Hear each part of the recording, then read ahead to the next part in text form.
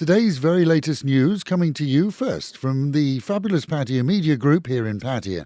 And if you could like and subscribe, that would be amazing. Thank you. Global and national news outlets have reported an expected loss in exports of up to $8 billion for this country alone, as President Trump piled a huge import tax on Thai goods to the US from Thailand and other nations, despite goodwill meetings and visits by Thai politicians.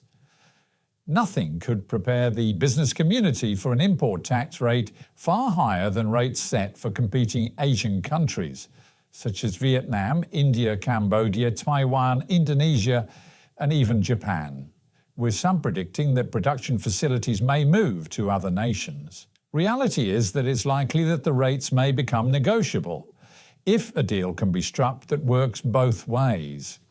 The US needs Thai products for sure. Equally, Thailand has a whacking 72% import tariff on some US goods and has been seen in the past as a nation being used perhaps as a conduit for goods manufactured in China but later remarketed as locally produced and sent on to the US.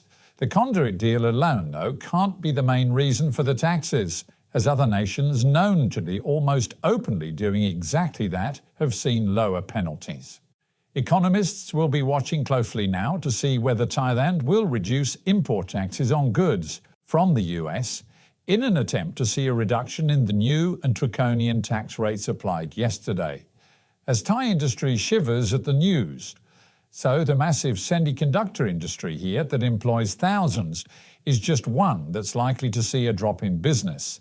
This as the automotive sector supplies numerous car parts to American manufacturers. Worse, perhaps, is the expected roll-on effect that could see goods made here and supplied to other nations slow down in production, as those nations too will see a decrease in export. It's a two-way street, though, as Americans themselves will see a massive increase in pricing for imported goods, and without their domestic production equipped and ready to make up the difference. In 2022, the US imported $42 billion worth of domestic appliances alone, making up 12% of the world's demand. Will a deal be done? Well, we have to wait and see. But as of last night, exchange rates saw the baht slump too. Thailand's industry ministry is quoted in Thai media as stating that in the past, 7 steel factories supplying the construction industry were closed down due to their not meeting standards required, and that 3 more are currently being investigated. This is a major investigation is underway into the steel used in the construction of the now collapsed government building in the capital, which fell whilst under construction during the recent earthquake. One of those factories closed in nearby Rayong. Xin Ki Yuan Steel is being now checked to see whether its output reached the capital. Testing on steel from the site has seen reports of a failure to comply with building regulations in some instances, and the construction company as a whole is being investigated too. This as there have been no reports of any rescue of any of those who were buried during the collapse. The construction group itself issued a statement denying any irregularity in building standards, citing supply from approved manufacturers and rigorous quality checks. Reports from the capital indicate that some 34 high-rise buildings have been declared currently uninhabitable by authorities. The Department of Public Works tells us that earthquake damage is limited to those buildings, seeing 3,130 similar or larger buildings pass muster. A further 200 are said to have seen what is described as moderate but acceptable damage, assumed not to affect the integrity of the buildings and safe to be occupied. Yesterday saw the nation celebrate the 70th birthday of Princess Maha Chakri Sirindhorn.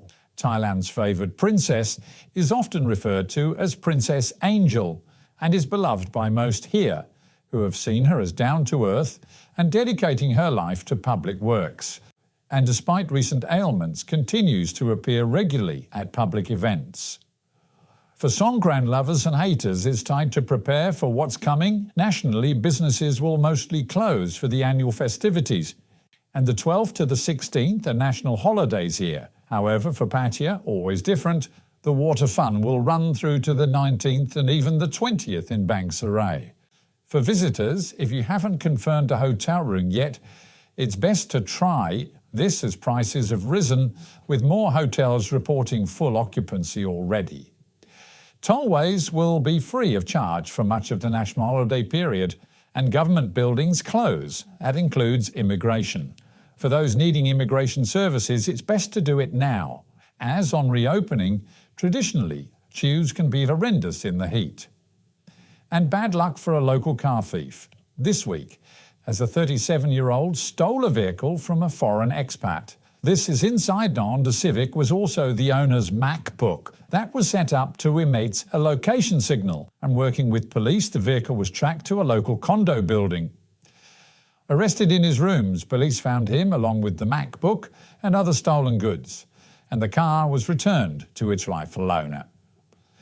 And with image offers promising highs today of 31, dropping down to 27, a cloudy day with rain at many times, and the real feel of 36.